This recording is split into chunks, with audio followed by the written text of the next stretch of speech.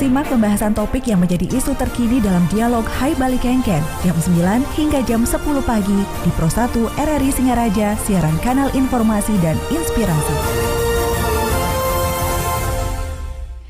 Baik pendengar, selamat pagi. Senang sekali saya Irna pagi hari ini bisa menemani Anda di Hai Bali Kengken dan berbicara tentang dunia kerja di bidang teknologi. Saat ini memang banyak dibutuhkan karena memang perkembangan teknologi sangat cepat dan pastinya memerlukan sumber daya manusia yang update dengan teknologi. Untuk itulah pagi ini kami akan mengajak Anda untuk berbincang bersama narasumber kami yang luar biasa ya semuanya. Saya sangat berbangga bisa bertemu dengan beliau-beliau. Yang pertama langsung saja saya sapa yaitu Profesor Dr. Gede Sudirte MPD selaku Dekan Fakultas Teknik dan Kejuruan dari Universitas Pendidikan Ganesha. Bukan begitu? Selamat pagi. Selamat pagi, Prof. Marina. Iya. Dan juga ada Bapak Made Santo Gita Karma, STMT, selaku perwakilan Prodi D4 Teknologi Rekayasa Sistem Elektronika atau TRSE. Selamat pagi Pak Made. Selamat pagi, Mbak. Baik, dan selanjutnya ada Bapak Ketut Agus Saputra, SSTMT, Kaprodi D4 Teknologi Rekayasa Perangkat Lunak atau TRPL. Selamat pagi Pak Ketut. Pagi, Mbak. Iya. Dan yang paling cantik nih pagi hari ini bisa hadir juga Dr. Luh Joni Erawati Dewi STMPD selaku Kajur Teknik Informatika. Selamat pagi Ibu. Selamat pagi. Iya, salam sehat semuanya. Ini unik sih ya karena memang topiknya Fakultas Teknik dan Kejuruan Undiksa lahirkan SDM di bidang teknologi dan vokasi melalui kemitraan dengan dunia kerja. Yang diakui bahwa memang istilahnya tuh zaman sekarang ini emang semuanya harus melek teknologi ya. Silakan, siapa dulu nih yang mau memulai informasinya? Langsung. Ya, terima kasih Mbak Irma ya. Mbak Irna ya. Mbak Irna, terima kasih ya. Prof Dan ya. selamat pagi juga kepada pemirsa RRI Pro 1 ya, Singaraja dimanapun Bapak Ibu teman-teman berada. Sekali lagi saya mengucapkan selamat pagi. Kami dari Fakultas Teknik dan Kejuruan Universitas Pendidikan Ganesha ingin menyampaikan berbagi informasi kepada seluruh pemirsa yang ada di Kota Singaraja maupun di luar Kota Singaraja. Jadi Fakultas Teknik dan Kejuruan ini adalah salah satu fakultas di Universitas Pendidikan Ganesha yang bergerak di bidang teknologi dan vokasional, khususnya melahirkan SDM di bidang kejuruan dan juga di bidang teknologi. Ya, jadi kejuruan itu artinya adalah kami juga menghasilkan lulusan yang siap untuk menjadi guru-guru di bidang teknik dan kejuruan. Jadi guru-guru produktif di SMK sesuai dengan kebutuhan dunia kerja saat ini. Dan juga tenaga-tenaga profesional di bidang informatika misalnya, di bidang teknik mesin, kemudian di bidang elektronika dan teknologi rekayasa perangkat lunak maupun di bidang tata boga atau seni kuliner dan juga di bidang tata busana, kecantikan dan bidang pendidikan pariwisata. Nah, itu sesuai dengan visi misi kami yaitu menjadi fakultas unggul di bidang teknologi dan kejuruan di tahun 2045. Itu secara gambaran umumnya ya terkait ke Fakultas Teknik dan Kejuruan. Kalau soal prestasi FTK sendiri gimana Pak Prof di bidang akademik ataupun non akademiknya? Prestasi kita cukup banyak Mbak Irma dan Bapak Ibu teman-teman pemirsa. Contoh salah satunya adalah di skala nasional kita pernah menjuarai sebagai juara satu lomba gimastik, ini divisi game. Nah ini anak-anak informatika dan elektronika yang bergabung. Kemudian di tahun 2020 ya, tahun 2021 kita sempat jadi juara 2 juga di divisi game ya di gimastik ya. Kemudian juga di bidang lainnya teman-teman adik-adik mahasiswa juga sangat berprestasi ya. Misalnya di bidang karya ilmiah, kemudian juga di bidang kemahasiswaan kita sempat memperoleh ranking 3 di nasional ya. Jadi salah satu yang menyumbang poin itu adalah Fakultas Teknik dan Kejuruan karena di Undiksa Fakultas Teknik dan Kejuruan sistem pemeringkatan kemahasiswaannya itu ranking 1 gitu, sehingga Fakultas Teknik ini penuh prestasi sebenarnya. Gitu. Nah kalau sistem belajarnya ada Prof untuk secara keseluruhan ya di FTK? Oh ya, sistem belajar pasca pandemi ini kita sebenarnya pada saat pandemi kemarin kita kan online, kita memanfaatkan mode online. Ternyata mode online ini juga memberikan dampak yang cukup signifikan ya, berdampak bagus juga kepada pelaksanaan pembelajaran. Nah, pasca pandemi ini kita laksanakan pembelajaran secara blended, campuran. Jadi mungkin 50% online, 50% kita lakukan secara luring di kampus, karena banyak mata kuliah yang memang memerlukan sentuhan-sentuhan yang secara langsung harus dilakukan di laboratorium maupun di kelas begitu Pak. Oke. Dan sebenarnya kalau ngomongin soal Fakultas Teknik dan Kejuruan Undiksan ini memang bukan hal yang asing sebenarnya, bukan hal yang baru ya. Iya, Prof ya? Iya benar. Sebenarnya ya, karena memang banyak juga yang mengakui bahwa ngomongin soal kualifikasi dosen yang mengajar, Prof, seperti apa nih kalau dari pandangan dari Profesor sendiri nih, karena memang Profesor Dr. Gede Sudirte MPD ini adalah selaku Dekan Fakultas Teknik dan Kejuruannya. Kualifikasi akademik dari staf kami ini, karena dosen itu kan syaratnya S2, jadi semua sebenarnya sudah syarat minimalnya terpenuhi. Dan apalagi sekarang kalau tidak salah kita 50% sudah doktor, dan bahkan sudah ada guru besar 4 orang di Fakultas Teknik dan Kejuruan. Jadi ini kualifikasinya dalam berbagai bidang sesuai dengan kebutuhan kita dan perencanaan kita ke depan di Fakultas Teknik dan Kejuruan untuk mengisi gitu ya, dan melakukan kegiatan-kegiatan yang menunjang kegiatan-kegiatan akademik di prodi maupun kegiatan non akademik gitu. Jadi kualifikasinya sudah kualifikasi doktor, dan juga sudah ada yang menduduki jabatan guru besar sebanyak 4 orang. Baik, pendengar, itu baru secara umum ya penjelasan dari Profesor Dr. Gede Sudirte MPD selaku Dekan Fakultas Teknik dan Kejuruan. Kita akan bergeser dulu karena memang hari ini narasumber kami ada 4, dan langsung saja karena mungkin juga banyak yang penasaran ini apa sih tentang teknologi rekayasa sistem elektronika atau TRSE. Kita langsung bergeser ke Bapak Made Santo Gita Karma STMT selaku perwakilan dari Prodi D4. Ya, silakan penjelasan dari Pak Made sendiri terkait dengan seperti apa sih profil lulusan dari TRSE itu? Sebelumnya terima kasih Mbak Irna. Jadi para pemirsa di rumah, para adik-adik siswa dan para orang tua, jadi untuk kuliah di Undiksa ada alternatif untuk di D4 Teknologi Rekayasa Sistem Elektronika. Nah, sebelumnya kami informasikan bahwa D4 ini awalnya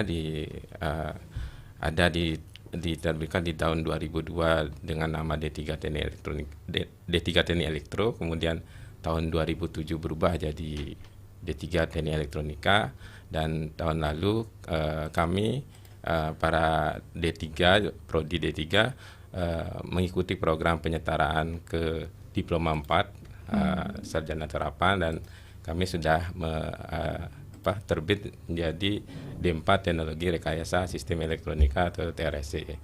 Nah, di kami memang lebih banyak prakteknya pada dasarnya.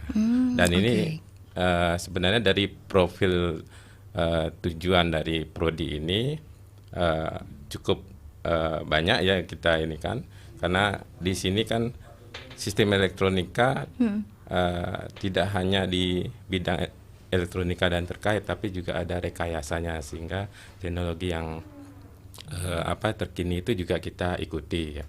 Ya, diharapkan profilnya menjadi ahli teknologi elektronika, ya, ini untuk dari segi desain, pengembangan, kemudian yang arah perawatan di bidang industri itu semua kita dipelajari.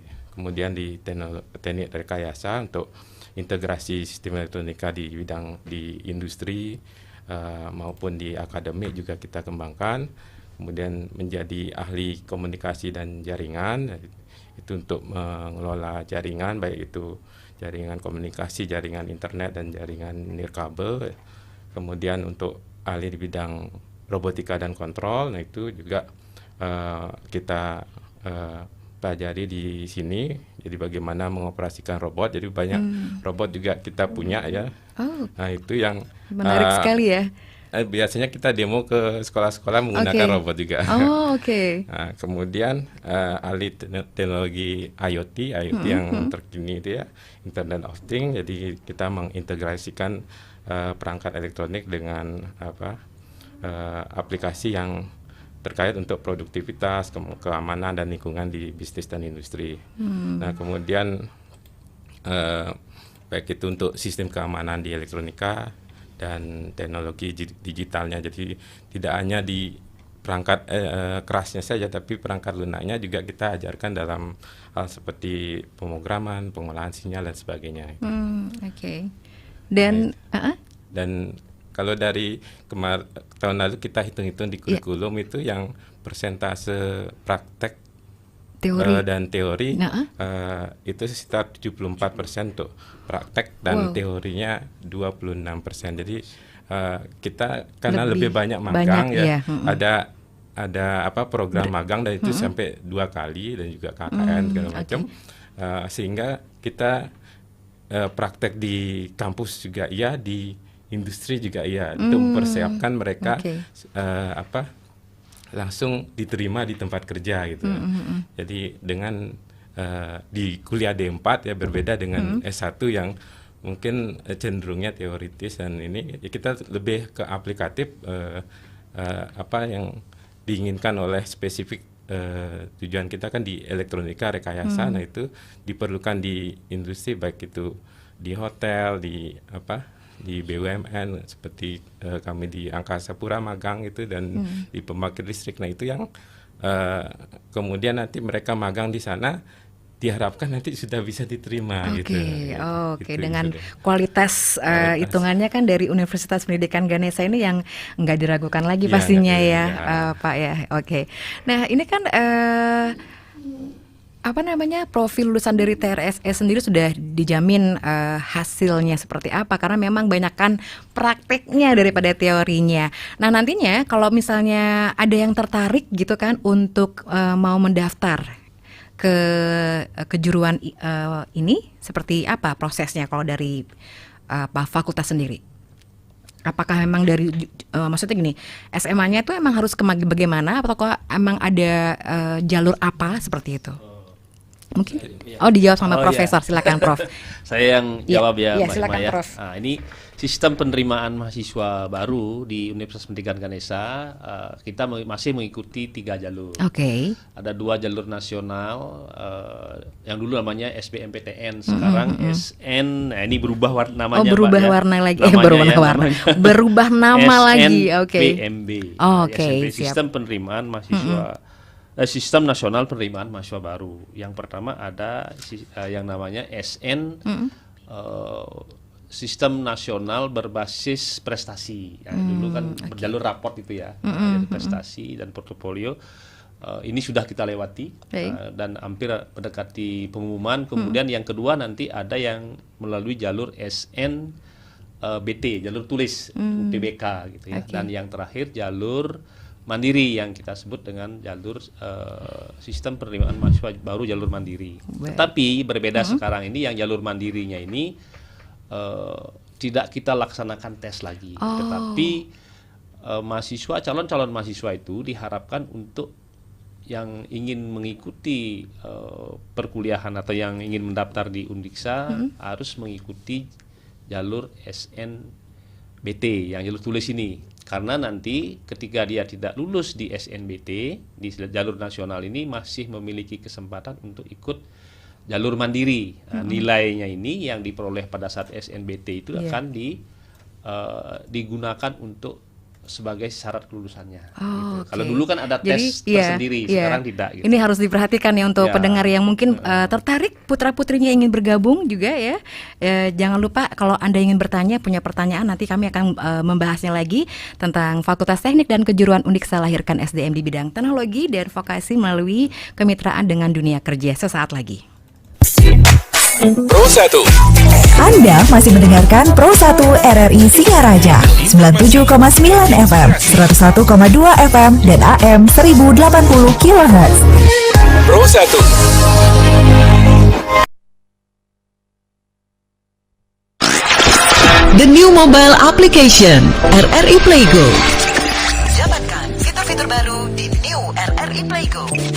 Daftarkan akun dengan nomor handphone atau email untuk menikmati semua fitur dan konten yang ada dalam aplikasi RRI Playgo. Nikmati siaran radio live streaming atau tonton yang Anda dengar dari seluruh programa jaringan RRI yang disertai dengan fitur live chat untuk berinteraksi dengan penyiar atau sesama pengguna. Dengarkan musik favorit melalui playlist dengan berbagai genre dan dekade koleksi kami. Simak berbagai siniar dan berita dalam bentuk podcast audio dan video. Dapatkan beragam berita terkini. RRI Playgo kini dilengkapi dengan fitur sosial media yang memungkinkan pengguna untuk saling follow, like, comment, dan sharing konten. RRI Playgo menyediakan fitur favorit sehingga memudahkan pengguna untuk mengakses kembali konten yang disukai di menu library. Download RRI Playgo terbaru di Google Play Store dan Apple Store. RRI Playgo, play, enjoy.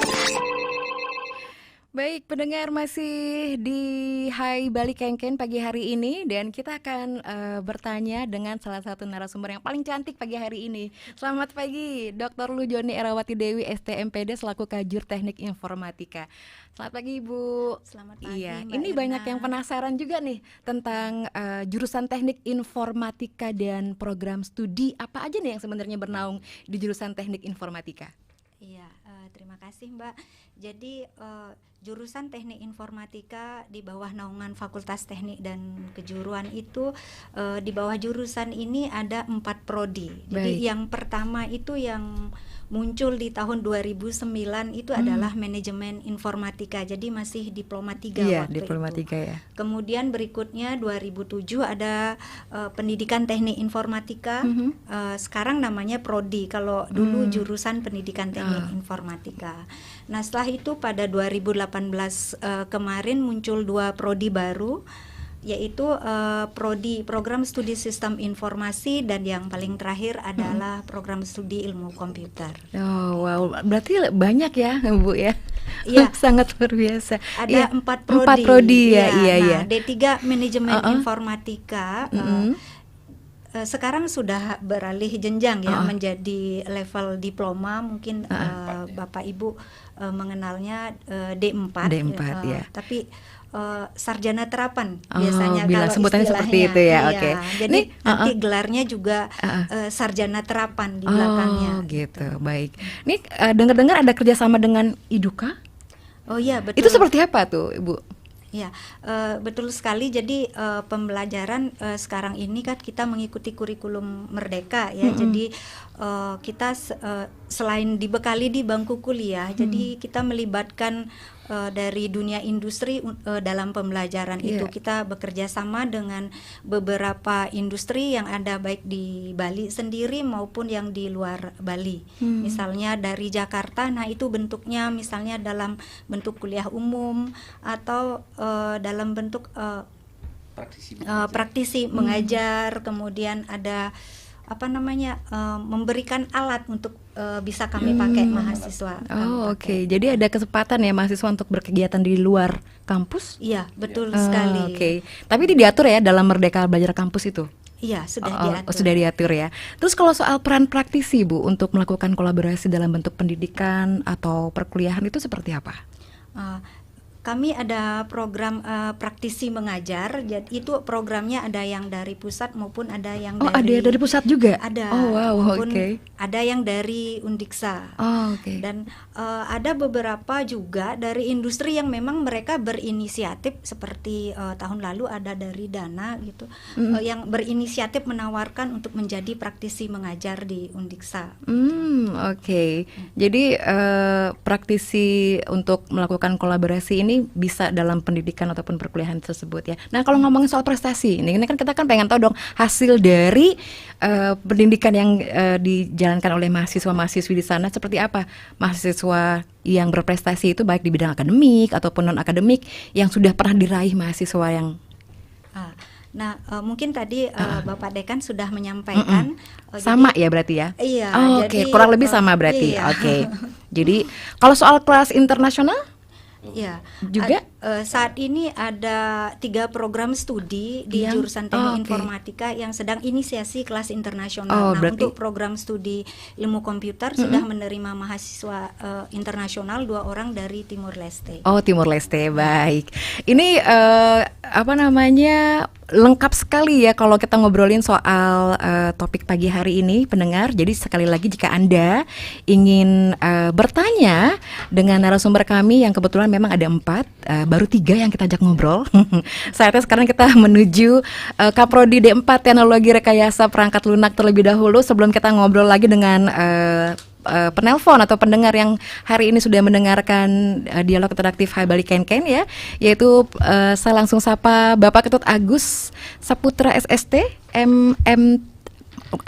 saya ulangi, Ketut Agus Saputra SSTMT ya, selaku Kaprodi D4 Teknologi Rekayasa Perangkat Lunak. Selamat pagi Pak Agus. Selamat pagi Mbak. Iya. Selamat pagi. Salam sehat selalu. Sehat. Ini ini udah ada, belum ngomong baru ngomong selamat pagi udah ada yang nelpon ya. Apa mau ngobrol dulu? Apa kita sampaikan dulu? Iya, sampaikan dulu ya. Untuk penelpon mohon maaf dulu, kita bakal ngobrol dikit dulu dengan Kaprodi D4 Teknologi ini, yaitu tentang ini kan terkait mungkin pertanyaannya nggak jauh beda ya kalau ngomongin soal kuliah sarjana terapan itu sama dengan S1 apa gimana sih? Ya, nah, itu dah. Ya, saya beranjak dulu dari tadi upgrading D3 ya yang disampaikan tadi. Sebenarnya dasarnya seperti ini alasan kami upgrading. Karena lulusan kami sebenarnya sudah banyak, Mbak. Lalu pertanyaannya kenapa sih perlu kami upgrade lagi? Karena memang di pasar itu dibutuhkan saat ini minimal kompetensinya S1 atau setara. Nah, kami ingin menguatkan bahwa keterampilan praktis itu lebih utama di luar. Sehingga kami ya upgrade-nya pilihannya adalah ke D4. Sehingga saat ini kami fokus dari D3 Manajemen Informatika yang dulunya sudah belajar programming, lebih fokus lagi ke pengembangan rekayasa perangkat lunak dengan menjadi sarjana terapan rekayasa perangkat lunak.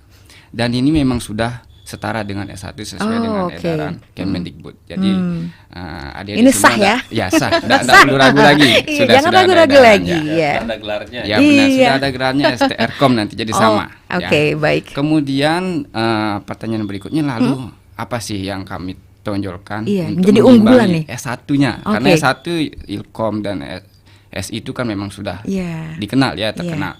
Nah, kami ingin mencoba mengunggulkan bahwa kuliah di kami itu khususnya di rekayasa perangkat lunak itu bahwa programming itu nggak lagi sulit. Karena ada banyak tools, jadi adik-adik itu masuk bergabung bersama kami itu udah nggak ribet seperti dulu lagi ketika saya kuliah.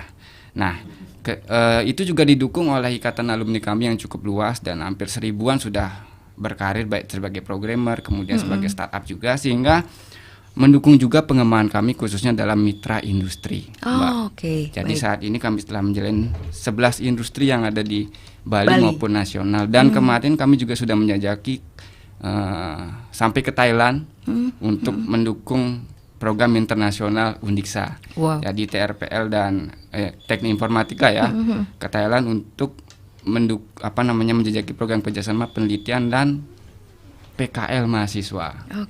Jadi itu yang kami berusaha dorong agar mahasiswa itu memiliki pengalaman yang menarik dan menantang ketika belajar, dan didukung juga oleh mentor yang memang tersertifikasi profesional dari praktisi. Sehingga belajarnya pun selain dari kami untuk fundamentalnya, dasar-dasarnya juga praktisnya langsung dari mentor.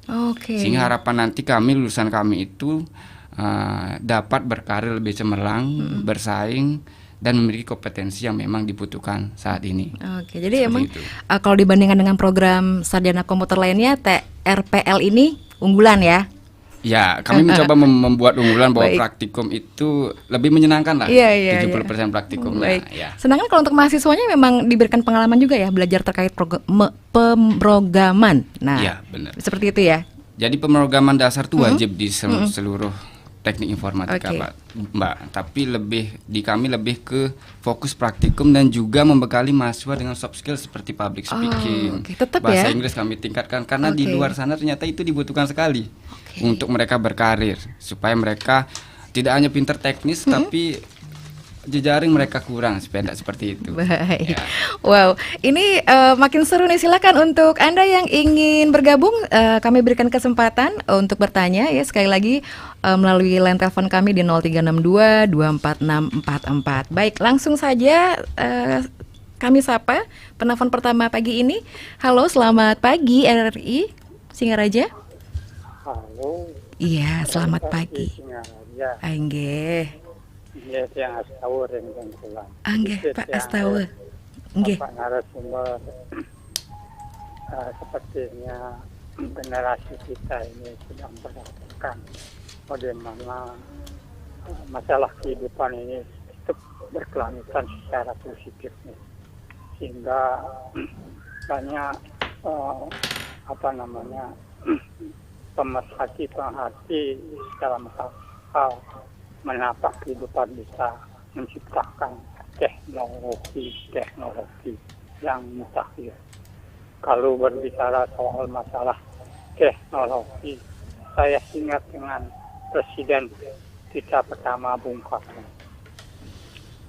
Pada waktu itu beliau menasihatkan pada pencipta atom, sehingga beliau mengkhawatirkan kalau teknologi yang diciptakan itu akan merusak tatanan kehidupan kita di masa depan maupun dunia akan hancur.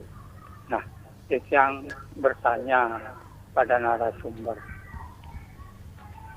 apakah teknologi yang sekarang ini lebih banyak positifnya daripada negatifnya?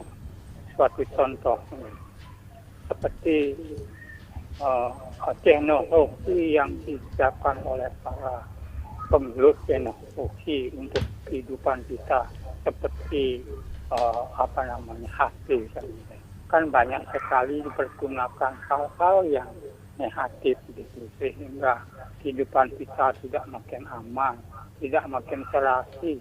Malahan di dalam berita-berita itu dengan menggunakan HP yang terus-menerus akan merusak kehidupan, merusakkan jasmani seseorang itu. Baik. Apalagi anak-anak kecil itu.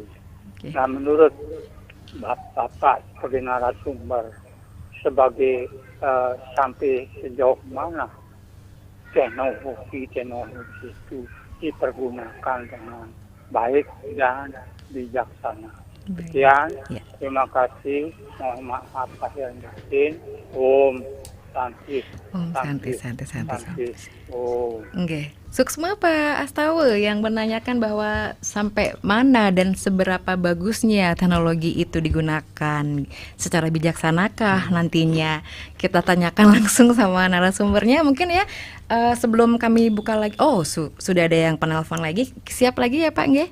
Ya, baik, saya langsung sapa penelpon berikutnya. Selamat pagi. Halo. Halo, selamat pagi. Mohon maaf tidak terdengar suaranya. Oke. Baik, satu penelpon lagi saya tunggu kalau memang masih ada.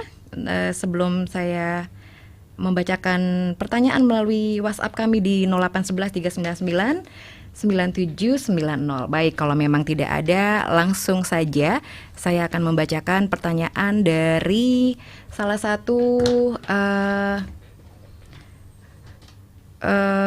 pendengar kami ya, yang melalui WhatsApp-nya Pro 2. Nah, kalau ngomongin soal sebentar, iya Pak Narte, terima kasih, tapi kami hanya bisa menerima telepon melalui line telepon kami di 0362 24644. Nggih, mohon maaf sekali. Baik, kalau begitu langsung dijawab dulu deh kalau memang nih ada yang penelpon melalui WhatsApp kami. Silakan, siapa yang mau mewakili, Prof? Ya. Mungkin yang lainnya silakan. Saya dulu Mbak ya. Mungkin nanti teman-teman bisa menambahkan. Terima kasih Pak Astawa, Om Swastiastu, selamat pagi. Atas pertanyaannya saya ucapkan terima kasih terkait dengan pemanfaatan teknologi gitu. Saya kaitkan dengan beberapa program studi di bidang keteknikan dan kejuruan yang ada di Fakultas Teknik, khususnya di Undiksa ya. saya pikir ini tergantung dari kita semua gitu ya, yang memanfaatkan teknologi itu secara bijaksana. Terkait dengan program studi di bidang teknik, ini semua sebenarnya melahirkan teknologi-teknologi atau mahasiswa yang memiliki kompetensi-kompetensi di bidang rekayasa, di bidang teknologi ya, yang tentunya memang kita harapkan untuk bisa bermanfaat pada kehidupan kita sebagai umat manusia gitu ya, tergantung kita menggunakan. Jadi pemanfaatan teknologi itu misalnya seperti contoh ya, kami juga ada beberapa kegiatan penelitian yang mengangkat naskah-naskah kuno ya, ancient dokumen ya, Bu Kajur, Pak Korprodi. Ini dari teman-teman informatika ya, yang memanfaatkan teknologi informasi ini untuk lebih lebih mengenalkan atau mungkin lebih memfamiliarkan naskah-naskah kuno ini yang berupa lontar-lontar itu untuk dijadikan naskah-naskah yang juga berbasis teknologi informasi gitu salah satunya. Kemudian teman-teman di elektronika misalnya menghadirkan alat-alat yang bersifat otomatis membantu pekerjaan-pekerjaan manusia kan begitu juga.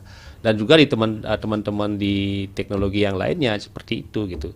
Jadi apapun yang kami lakukan, yang kita lakukan di Fakultas Teknik dan Kejuruan ini adalah bermaksud untuk melahirkan sumber daya manusia di bidang teknologi dan kejuruan untuk membantu pekerjaan kita atau untuk kemaslahatan hidup orang banyak sebenarnya gitu ya. Apalagi kita kan basis kita di universitas ini kita memiliki visi ya, visi Trihita Karana. Ini sangat sekali ya, sangat membingkai kita semua. Apapun yang kita lakukan itu tetap dibingkai oleh Trihita Karana itu sendiri. Dan mungkin Bapak Ibu sudah paham apa itu Trihita Karana.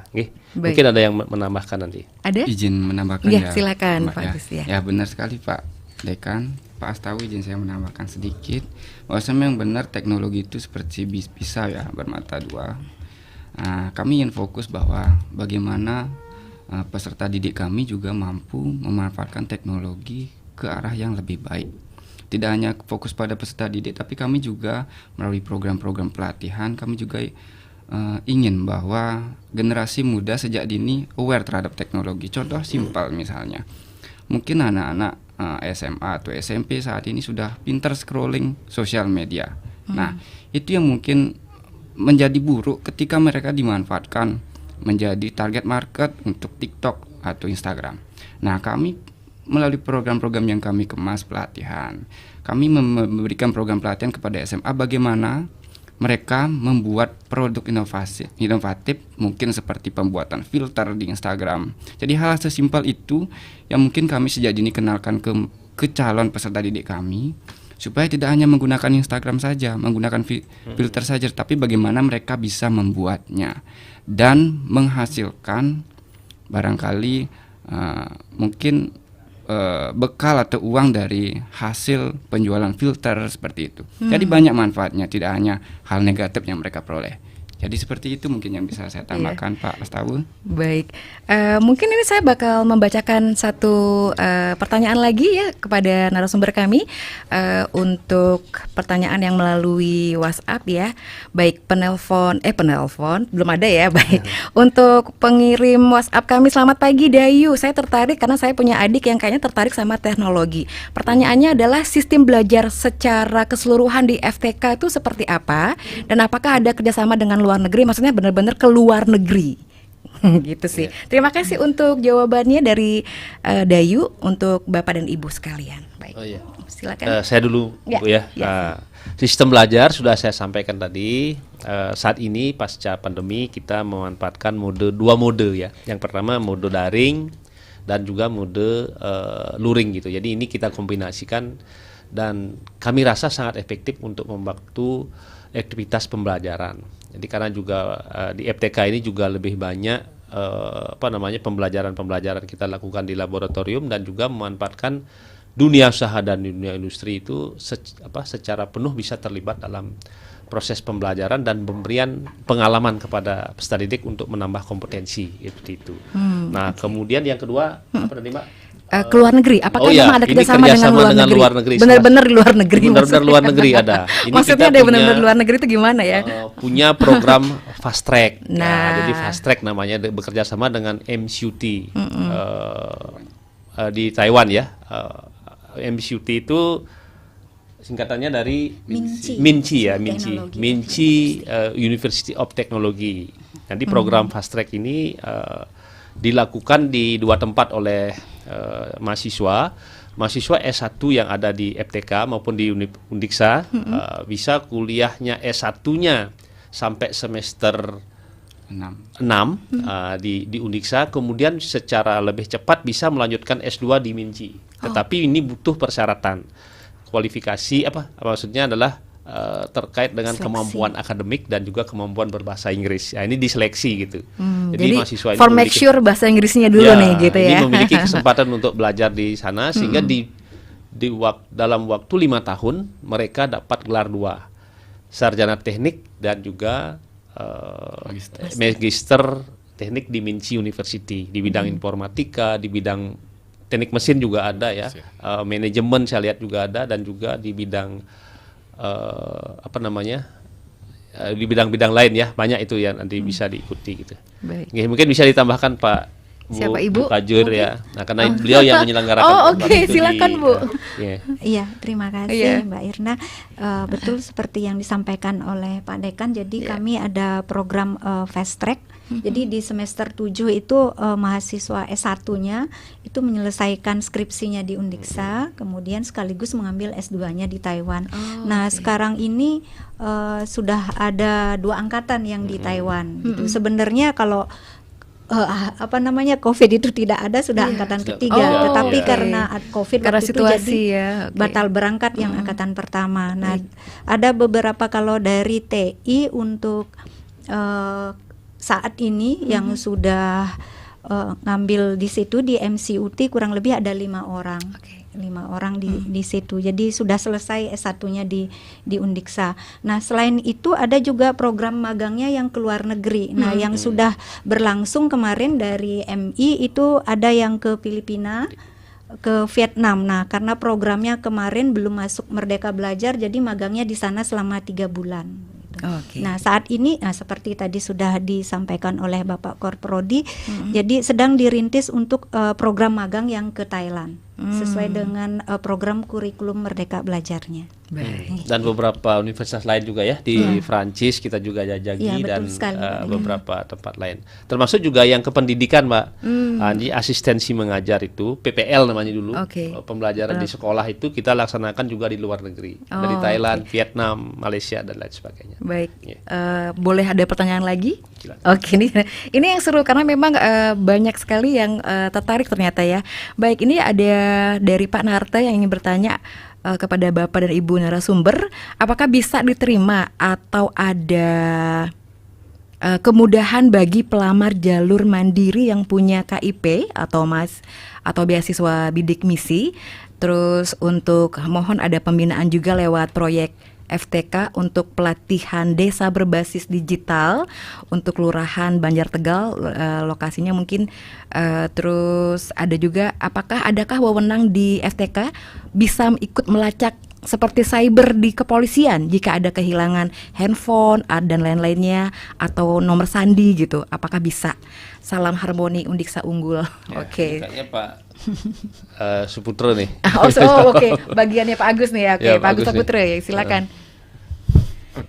Bisa baik, saya mungkin jawab dulu dari yang bidik misi ya. Bidik misi dulu. Baik. Terkait pelatihan untuk melacak cyber ya dari desa digital dulu. Ya, desa digital, baik, siap. Nah, kami sebenarnya sudah melakukan pelatihan-pelatihan seperti itu, semacam itu dengan tim kami di P2M yang rutin kami lakukan. Yang 2 tahun belakangan ini kami fokus memang ke desa, Mbak. Selain desa dan SMK juga menjadi fokus luaran kami. Intinya sekali adalah bagaimana memberdayakan aparatur desa untuk melek teknologi. Nah, tergantung nanti permintaan dari desa, apakah mereka ingin membuat sistem, apakah mereka hanya cukup mengetahui dan menggunakan saja. Jadi sesuai permintaan. Kalau yang kemarin di Desa Ambengan itu sampai membuat sistem dan bahkan video promosinya. Kemudian di Desa Seririt membuat sistem juga. Kemudian yang di Banjar Bali Bu ya, kelurahan itu masih merequest dan kami belum belum siap untuk mengeksekusinya karena memang permintaannya adalah sebuah sistem. Jadi itu kami terbuka sekali untuk itu Pak. Nanti mungkin tahun depan akan kami jajahi melalui Pak Natre ya, Pak Natre untuk Desa Banjar Tegal. Kemudian yang berikutnya untuk apa yang saya ulang lagi ya. Wewenang di FTK, cyber. Wewenang di Ya. FTK bisa nggak ikut melacak seperti cyber? Nah kalau dulu cyber itu kami coba lacak melalui BTS Mbak. Tapi hanya melacak poin handphonenya aja. Untuk ke dalam-dalamnya itu memang belum memiliki akses seperti itu. Ya. Baik. Kalau dari tadi bidik misi seperti Kalau bidik misi kan memang ini terbuka ya, kita di Universitas Pendidikan Ganesha untuk menerima mahasiswa di yang melalui jalur bidik misi gitu ya. Ini juga ada kuota dari pemerintah pusat saya pikir gitu ya. Tetapi Undiksa sangat konsen untuk bisa melaksanakan lebih banyak sehingga akses memperoleh pendidikan melalui bidik misi itu sangat terbuka untuk di Undiksa. Nah, diharapkan kalau di jalur mandiri itu mungkin ada kuota-kuotanya Mbak gitu, Bapak Ibu peserta di rumah. Mungkin kalau bisa lebih baik teman-teman yang atau calon-calon mahasiswa yang mengikuti sistem penerimaan yang mau ikut jalur bidik misi diupayakan lulus di SNBP dan SNBT terlebih dahulu gitu. Biasanya di sana peluangnya lebih banyak. Gitu. Kalau di jalur mandiri ada, cuman mungkin berbeda. Prodi tertentu ya. Jadi seperti D4 mungkin sasarannya D4 ya. Tetapi memang ini semuanya tergantung dari keadaan ekonomi daripada orang tua dari calon-calon mahasiswa itu. Pasti kita seleksi berdasarkan indikator-indikator itu gitu. Dan saya yakin teman-teman atau calon-calon mahasiswa yang memiliki indikator ekonomi yang memang sangat kurang pasti kita utamakan, dan juga tentunya harus memiliki prestasi gitu ya, seperti itu Mbak. Baik, terima kasih. Tambahnya silakan Pak. Mungkin kalau dari pandangan kami di 4 teknologi rekayasa sistem elektronika, jadi kalau seperti desa digital itu sangat dimungkinkan, sangat banyak materi-materi yang bisa kita kemas untuk diaplikasikan ke desa gitu.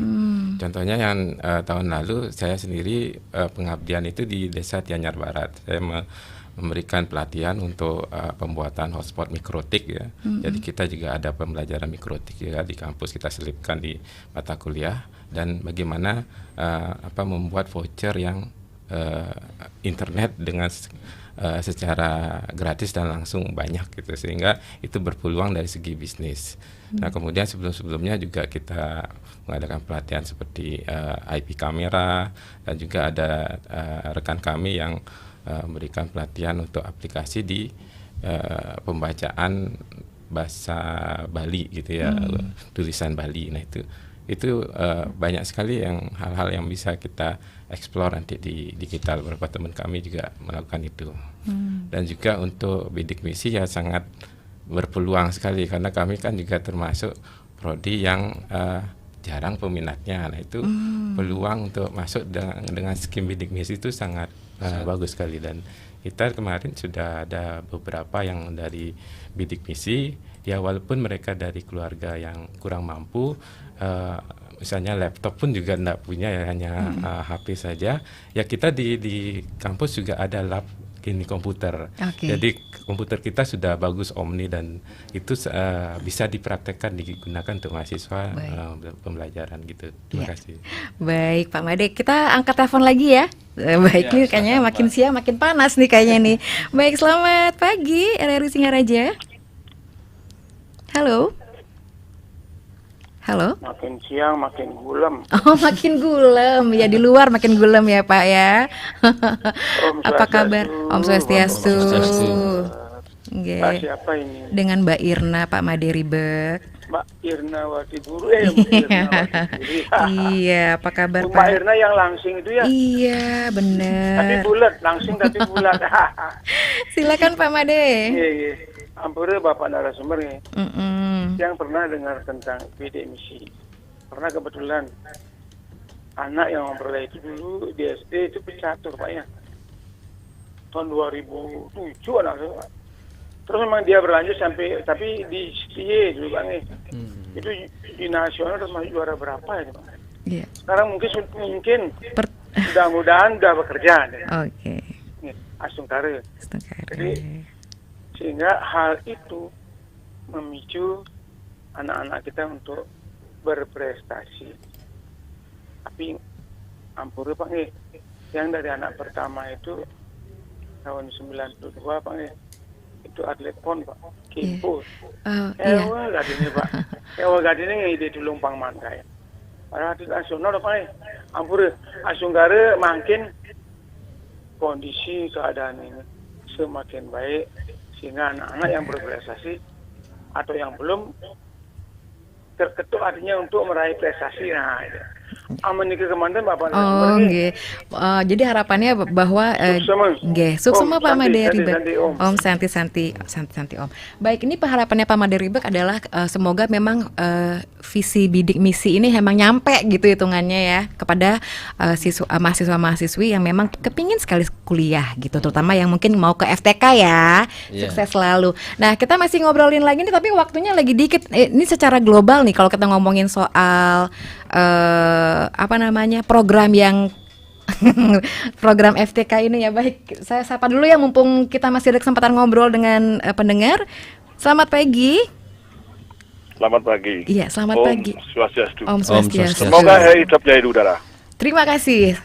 Salam sehat dan jaya di udara. Salam sehat selalu ya. Dengan Bapak siapa Niki? Pak Anggas, Budawan. Oh, nggih, Pak Anggas silahkan. Om Swastiastu Bapak narasumber, selamat pagi. Om Swastiastu Pak Anggas. Ya, kita harus jujur aku ini ya. Harus jujur, kampus Undiksa, dari kampus Undiksa nih ya? Undiksa Bapak ya. Kota Singaraja mati kalau tidak ada kampus Undiksa. Harus foto belalang terima kasih dengan Undiksa. Semangat. Dulu, Pak. Ya, terima kasih Bapak Anggas. Karena itu berapa 25.000 lebih itu kalau tidak salah mahasiswanya. Ini luar biasa nih. Semua perekonomian hidup. Makanya apalagi sekarang ini dapat nomor 1 di Bali ya. Wah, ini luar biasa sekali pendidikannya. Itu. Jadi intinya cocok dengan slogan Kota Singaraja Kota Pendidikan.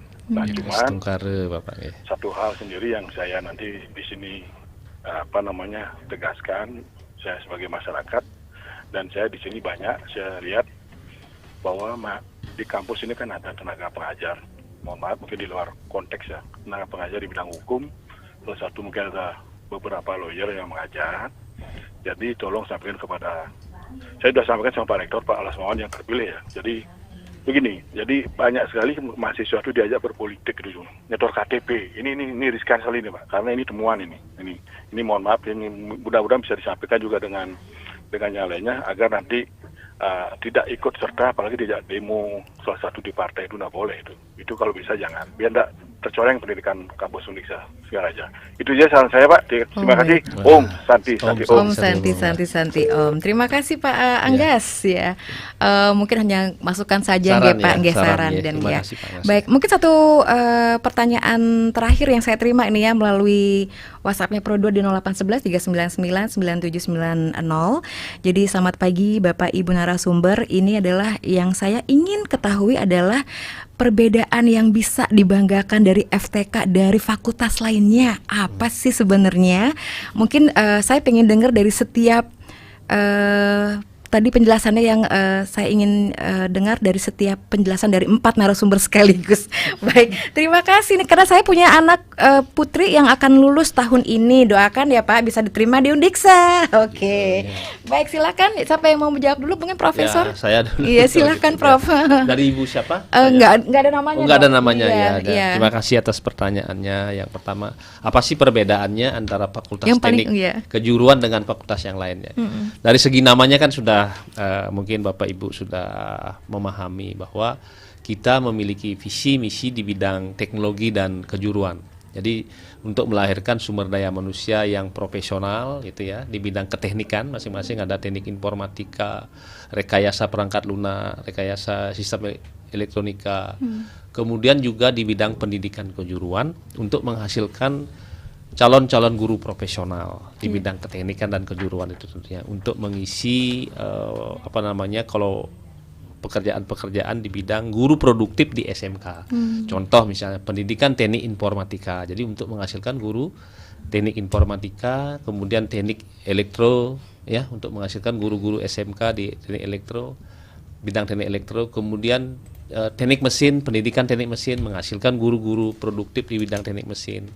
Pendidikan vokasional seni kuliner. Nah, ini juga menghasilkan guru-guru tata boga atau guru-guru kuliner di SMK kuliner ya.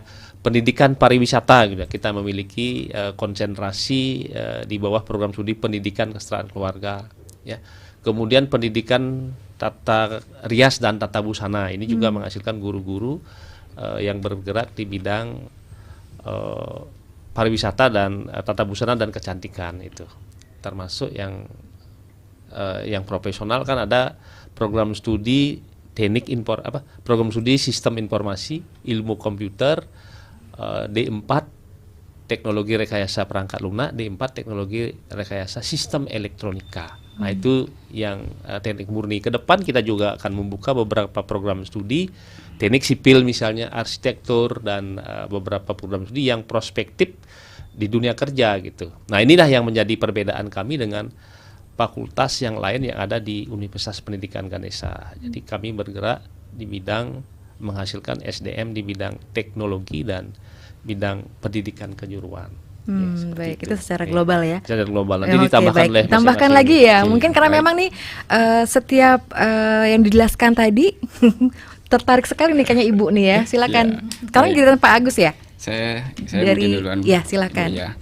Mungkin dari saya secara umum untuk teknik informatika dan fakultas teknik, bahwasanya calon mahasiswa kami datang ke kami mungkin tanpa basic teknologi bisa kami terima dan itu memungkinkan sekali. Tetapi kami menjamin bahwasanya setelah nanti lulus mereka selain memiliki kemampuan akademik juga keterampilan. Itu yang mungkin menjadi unggulan kami di keterampilan tersebut. Nah, dibuktikan dengan apa?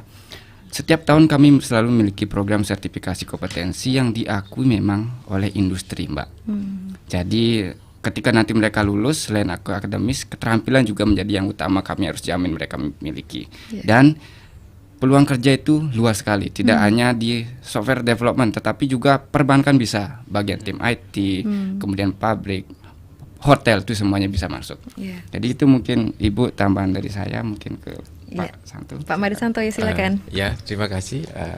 Jadi kalau ya keunggulan kami memang di prakteknya lebih banyak ya. Jadi kita punya beberapa lab dan kebetulan di tahun 2014 saya jadi kajur itu memang ada hibah yang puluhan miliar dan kita bersama mesin waktu itu, elektro dan mesin, sehingga kita membeli alat dari luar negeri itu sangat banyak untuk bidang tenaga listrik, kemudian elektronika, kemudian di robotika, di komputer itu sangat banyak. Itu mendukung pembelajaran dan mahasiswa bisa menikmati fasilitas itu untuk meningkatkan wawasannya di bidang elektro maupun elektronika. Dan juga di peluang tempat kerja sangat berpeluang sekali karena kita juga kerjasama kemitraan dengan beberapa industri, baik itu di perhotelan maupun yang penyedia jasa layanan untuk pendingin atau servis HP dan segala macam ya, sehingga mereka itu mendukung pembelajaran baik itu sebagai praktisi mengajar atau memberikan pelatihan, sertifikasi, dan mungkin nanti mahasiswa juga kita berikan sertifikasi dari lembaga yang terkait untuk ini. Jadi sangat berpeluang mereka nantinya setelah tamat itu sudah CV-nya sudah banyak ya, baik di magang di industri, magangnya juga udah 2 kali. Jadi beberapa perusahaan itu bisa masuk menambah CV-nya sehingga itu akan mempermudah dia diterima di tempat kerja gitu. Oke, ini yang terakhir nih dari Ibu Cantik, silakan Bu. Terima kasih. Jadi menyambung apa yang disampaikan oleh Bapak-bapak tadi. Jadi kalau jurusan teknik informatika itu dengan 4 prodi ya di bawahnya. Jadi nanti adik-adik calon mahasiswa itu yang dilamar adalah prodinya. Ya, prodinya yang akan dilamar. Jadi ada kalau di jurusan teknik informatika ada PTI, ada SI, ada Ilkom. Nah, itu yang S1-nya dan D4-nya adalah TRPL. Nah, kalau misalnya adik-adik calon mahasiswa ada yang ini tergantung minatnya ya atau kesukaannya lebih suka praktek lebih banyak daripada duduk dengan banyak teori. Nah, adik-adik tepatnya memilih ya D4-nya ya, TRPL, Teknologi Rekayasa Perangkat Lunak. Jadi memang lebih banyak prakteknya. Jadi memang dari segi nama kelihatannya ini ya TRPL, Teknologi Rekayasa Perangkat Lunak, agak-agak serem ya kelihatannya. Tapi sebenarnya itu kalau istilah kerennya sekarang itu coding. Mungkin adik-adik banyak yang suka coding. Sekarang kan banyak yang menawarkan kursus-kursus coding dari umur 5 tahun mungkin sudah ada. Nah, itu istilahnya ya seperti itu yang lebih dikenal, belajar coding. Ya, bisa belajar tanpa bekal pun bisa belajar seperti yang disampaikan tadi oleh Bapak Korprodi TRPL, ya bisa sebagai mahasiswa di TRPL. Nanti pas belajar di Undiksa di Prodi TRPL kita akan belajar bersama-sama. Oke, luar biasa. Tambahan boleh silakan. Sekaligus closing statement ya. Ya, mungkin terkait D4 ya Mbak ya. Silakan. Bahwasanya kami menjamin bahwa itu udah ada edarannya bahwa kami setara dengan S1 Mbak. Dan saya juga lulusan D4 dulu. Dan ya sama seperti karir saya juga sama seperti yang teman-teman di S1. Jadi jangan ragu bahwa nanti di D4 itu di TRPL maupun TRS itu kuliahnya sama, tidak dibedakan. Bahkan kami akses lab lebih instan, lebih sering diberikan. Seperti itu Mbak. Baik, terima kasih Profesor Dr. Gede Sudirte MPD selaku Dekan Fakultas Teknik dan Kejuruan, Bapak Made Santo Gita Karma STMT selaku perwakilan Prodi D4 Teknologi Rekayasa Sistem Elektronika, dan juga Bapak Ketut Agus Seputra SST MT Kaprodi D4 Teknologi Rekayasa Perangkat Lunak, dan Dr. Luh Joni Erawati Dewi STMPD selaku Kajur Teknik Informatika. Semoga informasi kali ini mengena ya untuk Bapak Ibu, adik-adik kakak juga yang mungkin punya adiknya untuk ikut bergabung nanti di FTK ya. Sampai jumpa di Universitas Pendidikan Ganesha. Baik, terima kasih. Sampai jumpa dan sampai jumpa. Semangat ayo kuliah di Undiksa. Nah, itu disampaikan boleh. Kami siap untuk melayani dan membantu pengembangan karir putra-putri Bapak Ibu dan adik-adik calon mahasiswa. Jadi sampai jumpa di fakultas sampai ya. Sampai jumpa di Fakultas Teknik dan Kejuruan. Terima kasih. Baik. Santi. Baik, pendengar, demikianlah dialog interaktif pagi ini Hai Bali Kenken, dan Anda akan segera mengikuti acara selanjutnya. Terima kasih untuk Anda yang sudah bergabung juga melalui line telepon kami dan juga melalui WhatsApp RRI Pro 1 Singaraja. Sampai jumpa di acara berikutnya.